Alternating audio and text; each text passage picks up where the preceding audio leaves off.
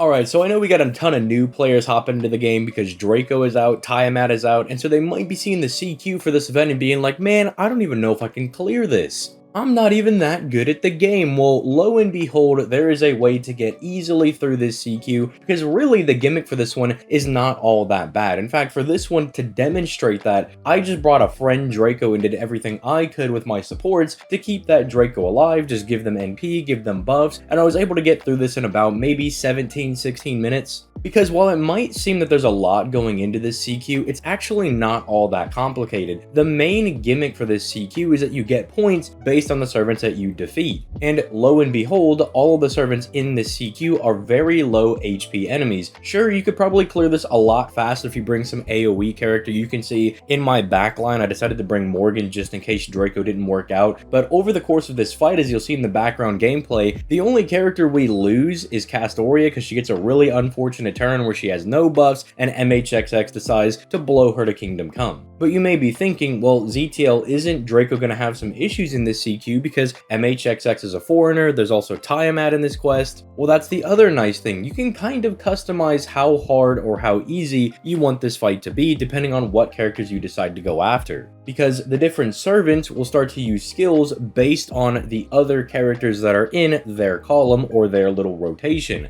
And I just found it easier to deal with the front line and the back line, keeping people like Hassan off the field because he does have an insta-kill NP and I didn't really want a chance or deal with all that RNG. So I was pretty much focusing on the front line people, which is Satanta, Leonidas, and Atalanta over there, which does mean they can have some dodges, and I could have brought my own Draco with like a Pierce Invul CE and made my life a whole lot easier, but I wanted to make this as generic as possible, just looking for a Draco on your friends list that has the damage CE for the event, because that effectively means that no matter what she's doing, she's taking somebody out. Now, the reason it did take a little bit is that anytime you knock out an opposing servant, they actually don't go down. Don't look at their guts and say, oh my goodness, they're gonna have like indefinite respawn time, you know? I have to take this guy out 99 times. Now, anytime you take down a servant, they swap out for another servant, but then they get damage resistance, so you can't chain those together. You can't take out a servant and then use your like follow-up buster crits to take them out again. So you do need a little bit of sustainability. You got to be able to take out these servants and go at a very decent pace where you're at least knocking out one servant a turn, which is not all that hard to do if you're sporting the Draco properly, or if you're just getting pretty decent RNG with Draco's cards. Again, if you have like an NP5 Tiamat and you can give her the damage CE, she should also be really fine going into this. It's just all about that sustain. Now, how do you win? You may be saying, well, okay, so you just keep downing these servants, but how am I supposed to ultimately win this CQ? Well, every servant is worth a certain amount of points depending on what their rarity is, which again is why you do want to be focusing on some of the gold rarity servants. It's why you would see me hop between the first line enemies and the third line enemies, because the third one, well, sure, Hassan isn't really worth a whole lot as a bronze character, but he does have Martha and Draco behind him, which are a 4 and 5 star character, which does mean you can get some pretty decent points out of that one. Again, if you also want to go after MHXX, she will sub into Tiamat, who's another 5-star character.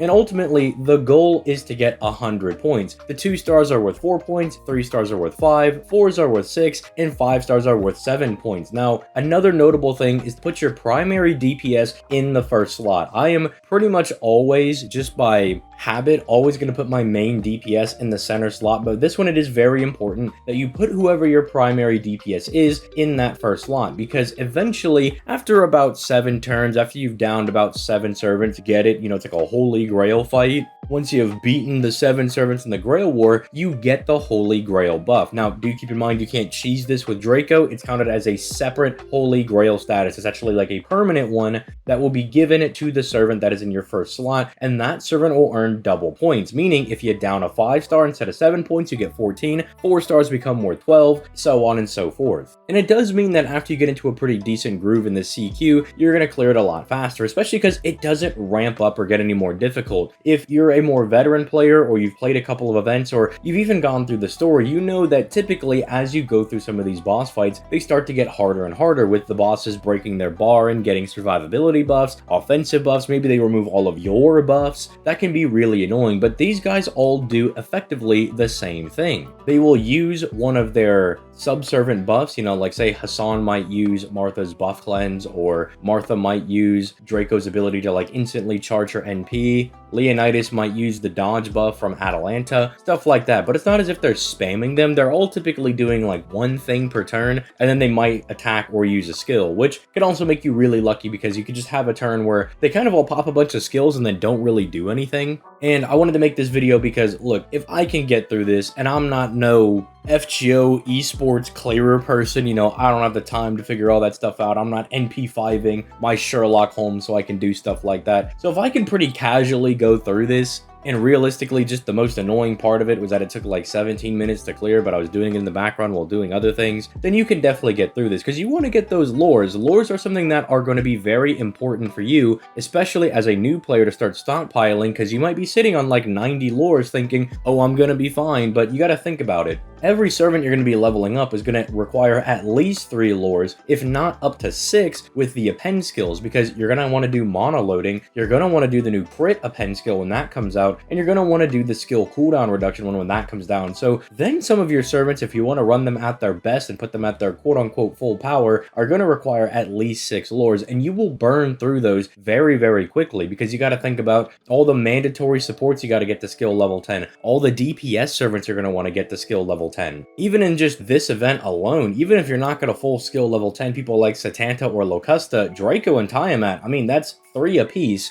And they would both very much like for you to do their append skills. Like if you want to do Black Grail farming with Tiamat, you have to do the mono loading skill for her. So that's going to be another lore that's going to be down. You just burn through them faster than you would expect. It's the same thing for stuff like Grails. You know, you might be sitting on like 40 Grails thinking, oh my goodness, I'm perfectly fine. I can do anything I want. But realistically, you want to start grailing some of your servants for the Grand Servant campaign we have. You got to think for your 5 stars, that's at least 5 Grails a pop. And if you're going to be doing like 7 Grand Servants, that's 35 Grails. Not to mention you might be 120ing a servant, which that is a whole nightmare in and of itself. So just staying on top of these things, especially if you're someone that doesn't really do CQs very often, you usually skip out on them. This is something that is very wise to start getting on top of, especially when it's so free. Because again, I did take the liberty of using a friend Draco with the damage CE, which should be very, very easy to find on the friends list. It should be even easier to find someone that has like an NP5 Draco on the friends list, even though that's not really needed. Just an NP1 Draco with the damage buff can pretty much one-shot all of the enemies here with her NP, and then using people like Merlin or Waver can be really good for giving her that crit damage. Now, I don't have Lady Avalon. You'll see in the setup that I used, I decided to go with Draco, and I just brought my Castoria, my Merlin. I brought Mash in case somebody went down because she's a double taunter. She can guarantee that my Draco does not have to take very many hits, and there are a lot of single target servants in here. Satanta, MHXX,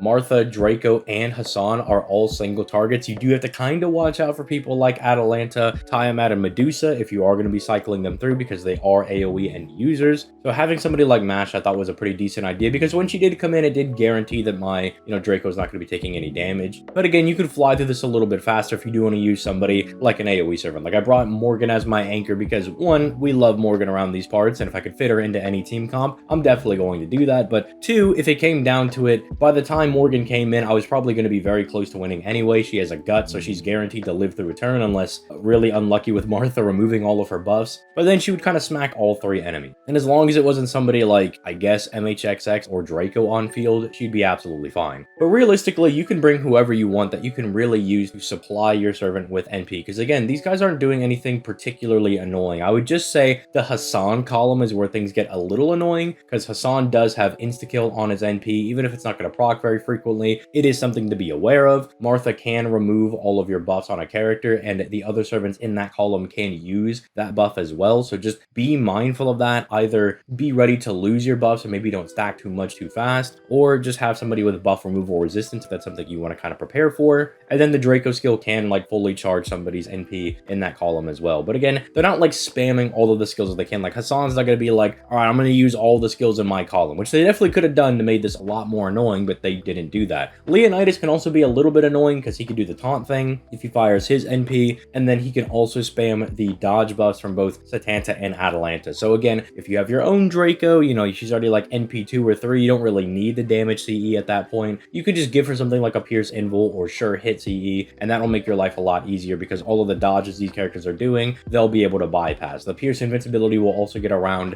MHXX's own invincibility buff. That could be very, very nice as well. But again, realistically, not all of that hard of a fight. Make sure you get it done. If you need any further help, we do have a Discord link down in the description down below, where if I'm not available, somebody in the Yugioh channel will definitely be able to help you out with your box and seeing what you can do to clear it. But again, bringing anybody that you have to kind of support a friend Draco is basically as quote-unquote free to play as I can really make the guide. Bringing people like a Jufu that you might have, or maybe you picked up a Momocaster for your free 5-star, that would work. You'd be able to get the fight done with them. It's realistically just give her the sustainability she needs to keep dropping enemies, give her damage. If you summon for Lady Avalon, she's really, really solid for this fight as well. Just guys that can keep you alive. So I don't want people to think that, oh, I don't have Castoria, I'm not going to be able to do this. No, it's still perfectly doable. It obviously makes your life a whole lot easier, but it's still completely doable. And for everybody in the comments that's going to say, well, I finished this quest in like 4 turns. I'm like, yeah, I'm not saying you can't just bring an AoE and blitz through it, but not everybody's going to have the optimal team setup to be able to blitz through this fight as fast as possible, because there's definitely ways you can cheese this with the amount of points you can start earning it, especially if you know what guys are going to be proccing stuff based on where, you know, you can definitely blitz through and have an easier time. But again, just wanted to make it kind of a more generic, easy guide, kind of like the 90++ farming node, where I was like, here, you could bring a friend Draco and make your life a whole lot easier on this one. But let me know your thoughts in the comment section down below. Again,